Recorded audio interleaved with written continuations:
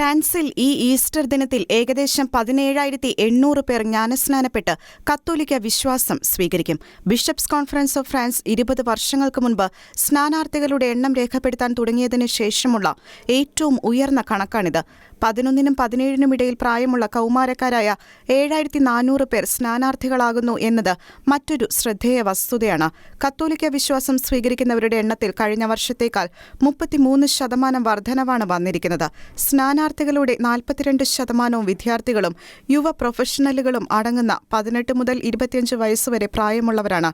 ജ്ഞാനസ്നാനപ്പെട്ട് കത്തോലിക്ക വിശ്വാസം സ്വീകരിക്കാൻ കടന്നുവരുന്നവരിൽ ഭൂരിഭാഗവും യുവജനങ്ങളാണെന്ന കഴിഞ്ഞ വർഷ പഠനങ്ങളെ സ്ഥിരീകരിക്കുന്നതാണ് ഈ വർഷത്തെ കണക്കുകളും.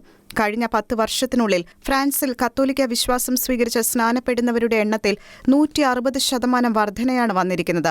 സ്നാനാർത്ഥികളുടെ എണ്ണത്തിലെ ഗണ്യമായ ഈ വർധന സാധാരണമല്ലെന്നും സ്വർഗത്തിൽ നിന്നുള്ള അടയാളമായി ഇതിനെ കണക്കാക്കാമെന്നും ലിയോണിലെ ആർച്ച് ബിഷപ്പ് ഒലിവിയർ ഡി ജെർമെ പറഞ്ഞു. 2022 മുതൽ ഫ്രാൻസിലുടനീളമുള്ള രൂപതകളിൽ പല കാരണങ്ങളാൽ വിശ്വാസം ഉപേക്ഷിച്ചവർ പിന്നീട് സ്നാനപ്പെട്ട് സഭയിലേക്ക് മടങ്ങിവരുന്ന കാഴ്ചകൾ നിരവധിയാണ്. ഇത്തരത്തിൽ 2024 പെന്തക്കോസ്ത ദിനത്തിൽ 9,000-ലധികം ആളുകൾ സ്ഥൈര്യലേപന കൂദാശ സ്വീകരിച്ചിരുന്നു. ഫ്രാൻസിലെ കത്തോലിക്ക വിശ്വാസ വേരുകൾ ചെന്നെത്തുന്നത് 2-ാം നൂറ്റാണ്ടിലാണ്. 2-ാം നൂറ്റാണ്ടിൽ ഫ്രാൻസിൽ വേരൂന്നിയ കത്തോലിക്ക വിശ്വാസം രാജ്യത്തിന്റെ സാംസ്കാരിക, സാമൂഹിക, രാഷ്ട്രീയ തലങ്ങൾ രൂപപ്പെടുത്തുന്നതിൽ നിർണായക പങ്ക് വഹിച്ചിട്ടുണ്ട്.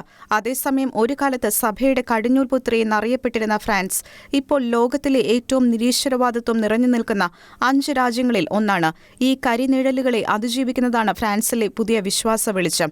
ഒരുപക്ഷെ ഫ്രഞ്ച് സഭയുടെ സുവർണ്ണ നാളുകൾക്ക് തുടക്കം കുറിക്കുന്ന ദിനങ്ങൾക്കാണ് ഈ വലിയ നോമ്പ് സാക്ഷ്യം വഹിക്കുന്നത്. International desk, Shekinah news.